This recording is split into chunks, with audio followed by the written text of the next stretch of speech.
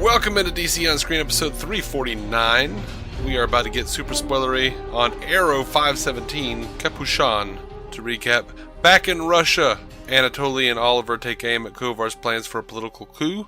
They fail at first, but with some cooperation from an in-house informant, manage to kibosh Kovar's takeover. Oliver takes Kovar down even against the advice of Anatoli, and seems to have the Bratva problem under wraps. Anatoli is now a leader, and Oliver is made a captain. Unfortunately, Kovar isn't completely dead. In the present, Chase has Oliver in his custody, and the torture is underway. He shoots him with arrows, threatens Felicity and the crew, and even puts him through a deathmatch with Evelyn in search of an ambiguous confession. Oliver finally admits that he likes killing people, and Chase lets him go. Oliver returns to his anxious team and announces that he's done with all of this. By the way, I'm David C. Robertson. This, my co-host, Jason Goss. Hello. Can I start with some hyperbole? Might be the best episode of Arrow ever. Yes. I mean, honest to God, it's got to be the top 3. And to tell me that it's not the best episode I've ever seen of Arrow, I need you to cite examples. Yeah, which anyone is welcome to do, obviously. But like that sounds like a fun. It sounds like a fun little conversation. But this was a great episode by any stretch. It is the darkest episode of Arrow I've ever seen, and that includes Little Drummer Boy, that includes Moira in the alley with Deathstroke, all of that. That includes Shadow getting shot. This was the darkest episode I think I've ever seen. Yeah. And yeah, the thing that stands out even more than that for all of these, like, we can talk about best ever episode or maybe the darkest episode or something. I don't know if I can. You would have to show me somewhere that this wasn't Stephen Amell's best performance. He did a pretty phenomenal job. This was another level. I mean, I wish there were more people in this scene because I feel like they would have been elevated by what he did. This was almost outside of the boundaries of CW. Like, this was the best episode or best performance I've seen maybe on the CW, just in general.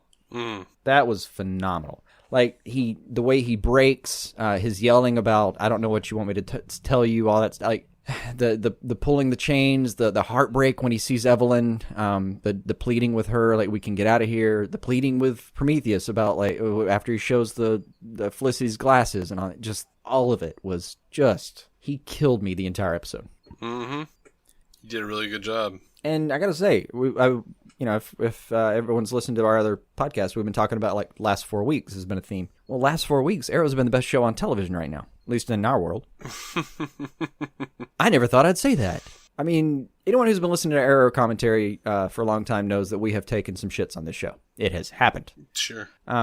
This season has been an exception. We've been really proud of it this year so far. And last 4 episodes, it's been the one leading, like, easily. It's been more it's been true to itself. It hasn't messed with its characters' motivations, and it hasn't done just some bizarre things that the other shows are doing right now. And oh my God, I've never been more invested in the backstory of Russia in a backstory in even Arrow. Like, even season 1 of Arrow, this is outdone season 1's backstories.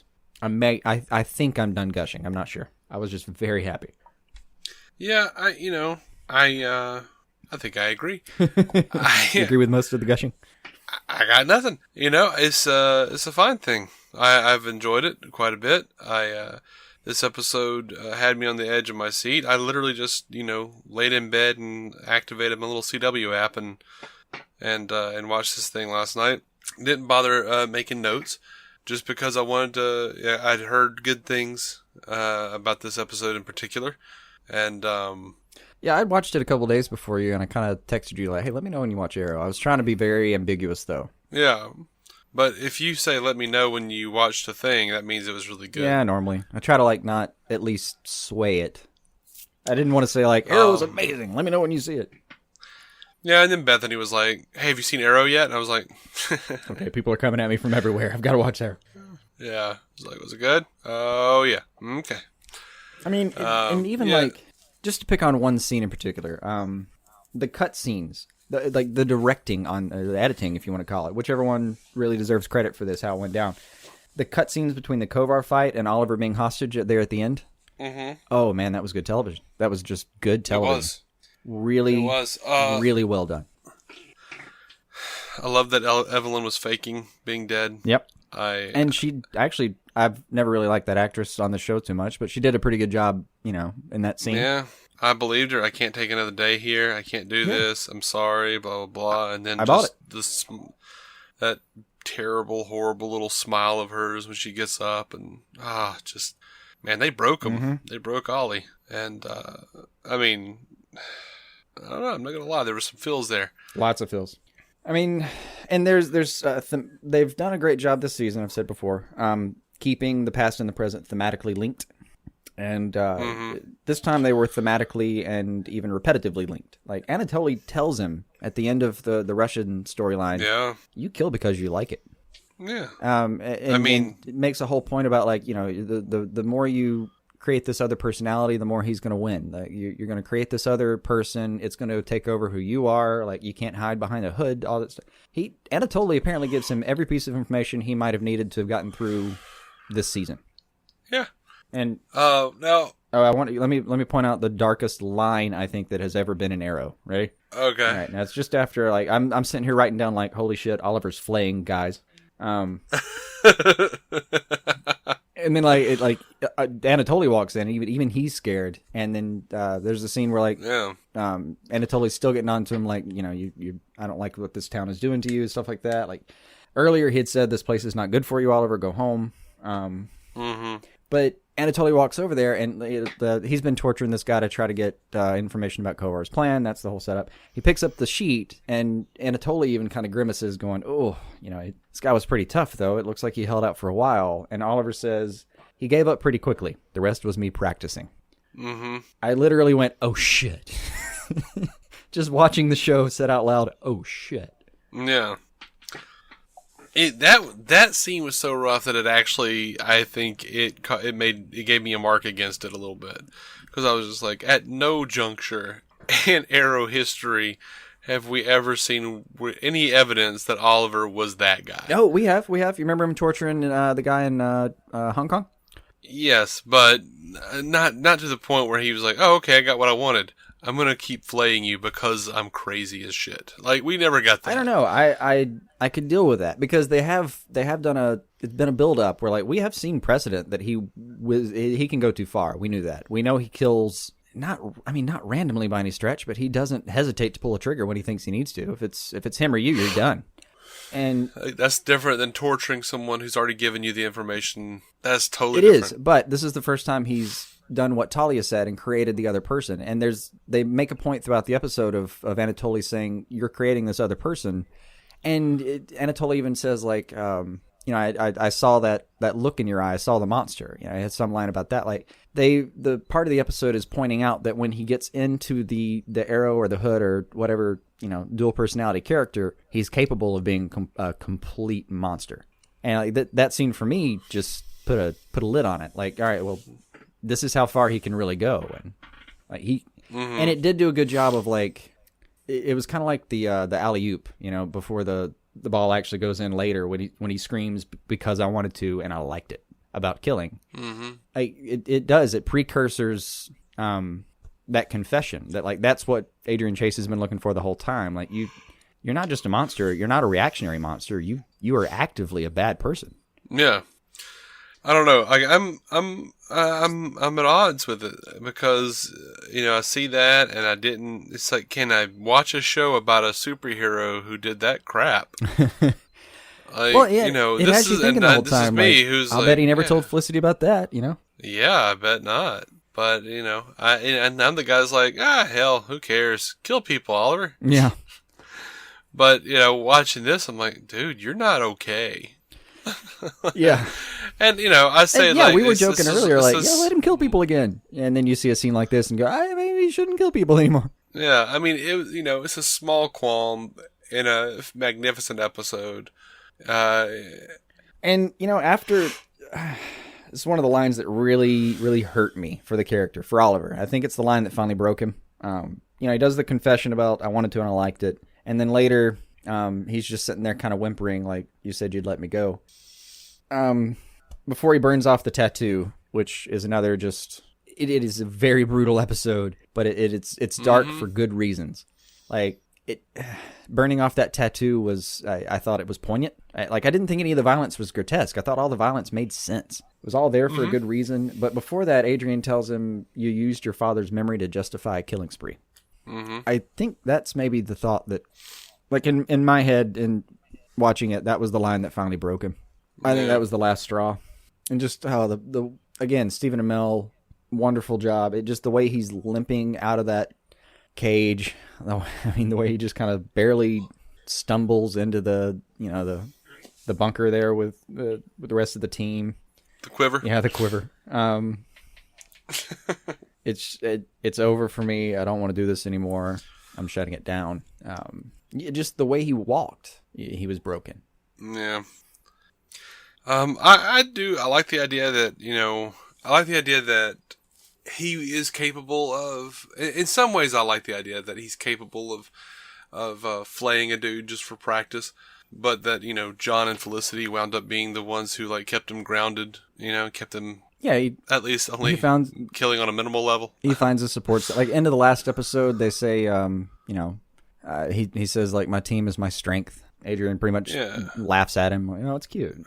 And he's been saying that all season. Yeah, all season it's been like, I need you guys there to keep me from doing terrible things. That's been another thing they've been working on. It's just, it was rough to see him finally break. Plenty of episodes left. I mean, what do we got? 6 or 7 at least. Yeah, we got 6, I think. 6 or so not sure where that's going, but it was interesting to see. Well, I mean, as we called last week, Adrian's probably done for the season. Yeah. And looks like Kovar is the big bad. Yeah. You gotta want, and something I was wondering at the end of the episode, he says, I'm done with all this. Okay. Well, he's still mayor. I would think. Does he go back to his job? Does he almost go back to his job with like him and Adrian are kind of cool, like we went through this thing, but yeah, you proved your point kind of deal, or because he can't. I mean, Felicity's not going to let him do that. I mean, it's still the guy that killed her boyfriend. She wants him out of the picture. Mm-hmm. Certain parts of the pieces in the story, like it's still the guy that tortured Susan. Like he's got a lot of revenge still on his mind, but maybe you get the feeling there really wasn't anything that fiery on his mind at the end of the episode. Mm-mm. So I just wondered if he was going to go back to some city council meetings and just try to run the city and forget about all of it. I wondered, where they're going to be with him emotionally the next episode.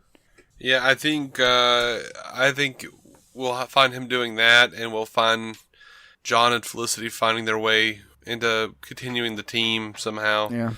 Felicity will fall into more of her hacker crap. Well, the synopses tell me that Felicity's about to find out something, pretty disturbing about Helix. Okay.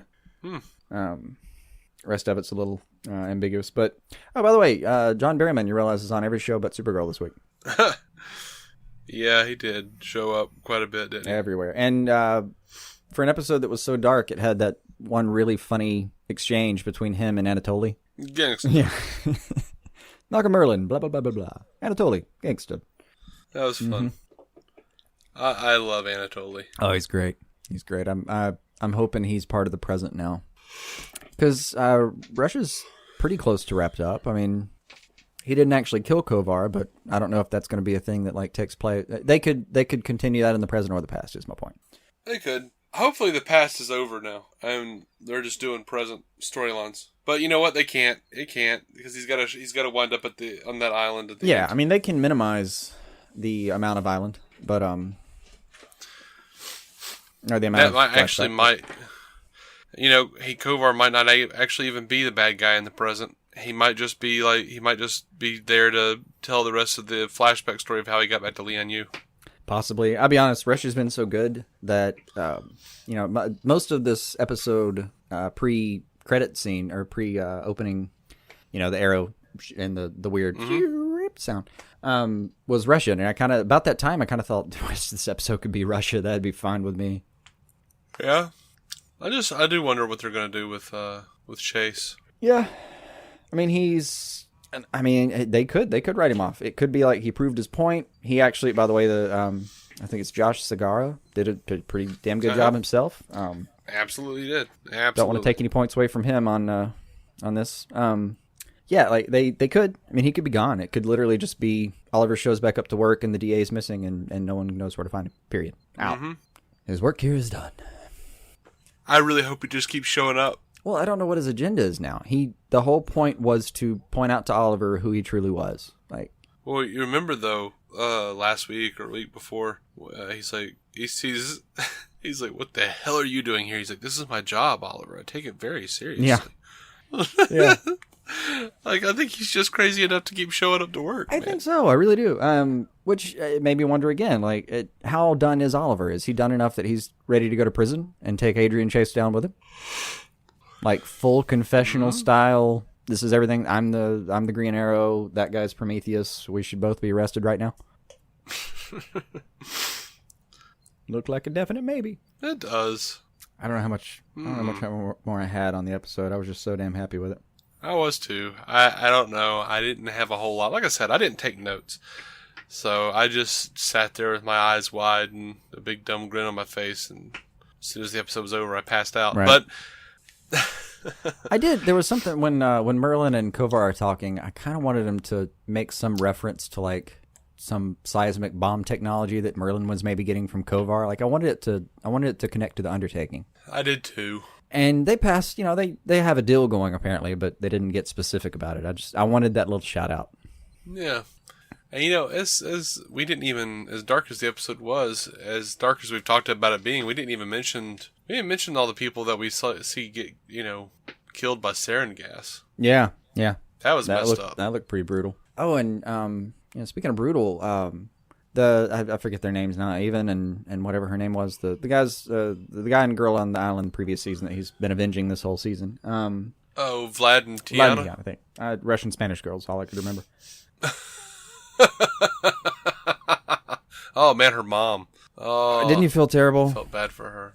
I felt really bad for her. And when they actually showed her, like, it looks like he literally hit her in the face until she died. Like, the bruising on that was fresh bruises too. Like, it just looked like he punched her until she was dead. Like, I felt terrible. Like, I mean, you hated Oliver having to be the person who told her they were dead to begin with, knowing that he actually was the one who ended both of them, popped both their necks. Mm-hmm. But he is at least trying to, make it right. And then, like, I was so proud of her. She was very brave, and she went out without any knowledge that her kids were okay and in serious pain. I just thought, man, it's one of those moments where another kind of, this is a very brutal episode moment. Mm-hmm. But again, not gratuitous violence. All made sense. Mm-hmm. Our buddy and listener Eli Oppelders just messaged me. By the way, if you guys haven't listened to his show, Stealing the Remote, wonderful podcast. Mm-hmm. He just sent me a message saying he said, I am mining this thing, the Justice League trailer, for screen grabs. Nice. Backgrounds aplenty to choose from. And parademons. In case you didn't catch it, the Justice League trailer's out there. Yeah, so we talked about it earlier. But yeah, I just got that. Thought it was funny. Sorry. But yeah, rough episode, but a very good episode. Yeah, I'm in love with it. I think I'm done. Me too. The only thing I could say other than that is I don't really know what they're going to do the rest of the season to top that. I don't know. But traditionally when we get here with Arrow, it all goes downhill very quickly. Once we have that really good episode, they're like, oh, how can they top it? They don't. So that may be what we're looking at. We'll see. But it's been the best show on the CW, at least in our world. It's been the best show on TV for the last month, and I have to stop and congratulate it. Let's see. Good job, Guggenheim. By my count, though, we're gonna get next episode is called Disbanded, and then there's like a month break before the last 4 episodes. That's crazy. Yeah. The last 4 are they're airing them in May. I mean, they're gonna take a break, so they air through May. That's standard. Yeah. Well, I think that does it. I love this episode. That was great. And we are DC On Screen. You can find every episode at dconscreen.com. Downloads are so incredibly important, so please remember to subscribe to us on iTunes, Stitcher, or wherever you listen to us. And we do appreciate your, should we call it patronage? Yeah, sure. Downloadedness. listenerage. Yeah, listenership. I do like that. We're proud members of the Giant Size Team Up Network, giantsizeteamup.com. As for where you can find us on Twitter at DC On Screen, Facebook, DC On Screen, Instagram, same thing, DC On Screen, one word, across the board, or dconscreen@gmail.com. We are going to be coming back on Tuesday with the news, and we're going to have a good time on those episodes. And, I don't know. Until then, keep some DC on your screen.